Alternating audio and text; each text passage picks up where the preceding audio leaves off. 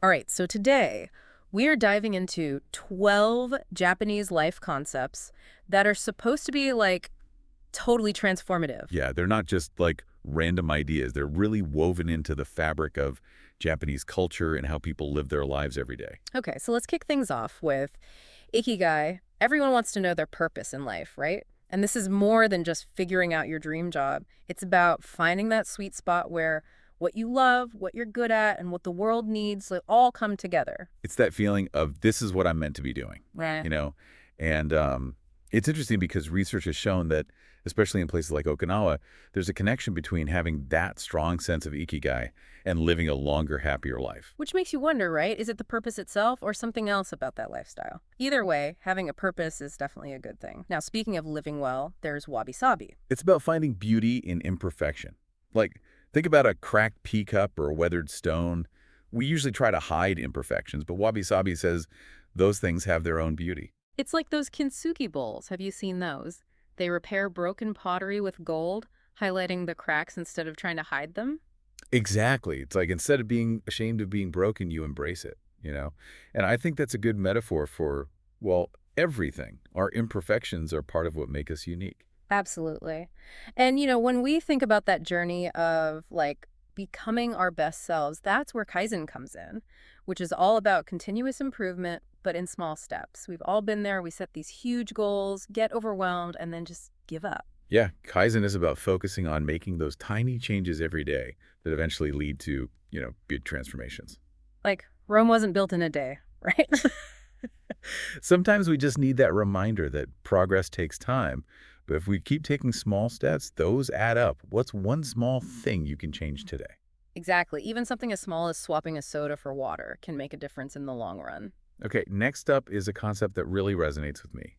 Omoiyari, essentially, it's about being considerate of others, right? It's like having empathy and actually, putting it into practice. Yeah. Think about it this way. In Japan, it's common for people to be really quiet on public transportation so they don't disturb others. It's like we were saying, it's a small act of kindness, but it makes a big difference. Creates a better experience for everyone. It really does.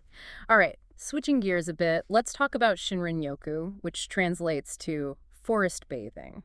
It's not about, taking an actual bath in the forest. It's more about being in nature, immersing yourself in it to relax and recharge. Studies have shown that spending time in nature can do amazing things for us. Reduces stress, improves mood.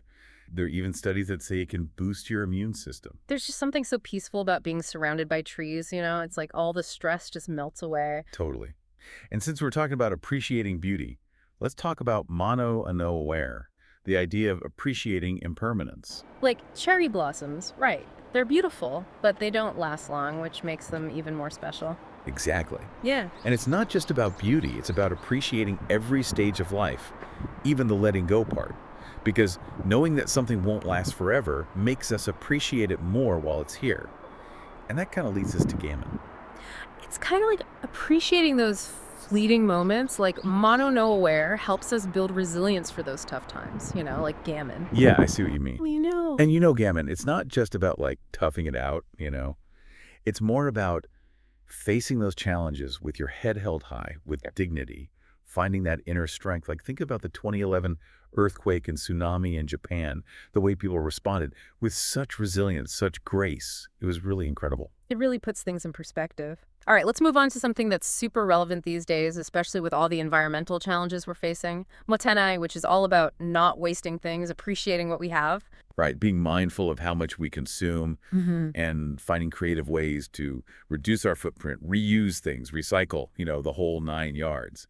It's about seeing the value in things, not just using them and tossing them aside. It's like that Kintsugi thing we were talking about. They don't just throw away a broken bowl, you know what I mean? They repair it with gold. Like, it's even more beautiful for having been broken. Yeah.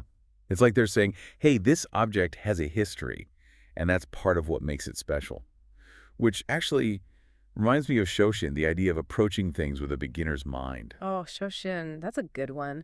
Like, no matter how much you think you know, you always come at things with that openness, that curiosity. Like you're seeing it for the first time, right? Yeah, exactly. Letting go of those preconceived notions. Yeah. Because when we get stuck in thinking we already know everything, It's like we close ourselves off to new possibilities, new ways of seeing the world. Like the saying, the more you learn, the more you realize you don't know. Exactly. And there's beauty in that, don't you think? Totally. Okay, so speaking of being present and open to the world around us, let's talk about Zanshin. Zanshin. So that's about cultivating a state of heightened awareness, kind of like that feeling of being completely in the moment, you know? It's a concept that actually comes from martial arts, where you have to stay alert to your surroundings even after a fight is over. It's like being in the zone, right? When you're totally focused, no distractions, just pure presence. Yeah, exactly. And as hard as it can be sometimes, being able to tap into that calm, alert state can be so helpful, especially in our busy, chaotic world. It's about being more aware of our thoughts, our actions, and the world around us, all of it. So how can people actually practice that Zanshin thing in everyday life? Well, I think it's about finding those little moments throughout the day to just like reconnect with yourself. Yeah. It could be as simple as taking a few deep breaths before you start working on something, or like really paying attention to the feeling of your feet on the ground when you're walking, just small things like that. Being present, yeah. Exactly. And when we're more present, we're more likely to appreciate the little things, like even just the beauty of a normal day. Bring that mono and aware into everything we do, right? Yes, exactly. And speaking of appreciating imperfection, we talked about Kintsugi earlier, but I think it's worth circling back to. Yeah, Kintsugi is so cool. There's just something so powerful about taking something broken and not just fixing it, but making it even stronger and more beautiful than it was before. It's a great metaphor for, what we go through in life, right? Mm-hmm. Like those cracks, those imperfections, they don't have to be something we hide or are ashamed of. It's like our scars become part of what makes us beautiful. Exactly. Those so-called flaws make us who we are, and they show that we've been through stuff and come out the other side. They show our strength. So instead of beating ourselves up over past mistakes, we can look at them as opportunities to learn and grow. And to become even more interesting and resilient.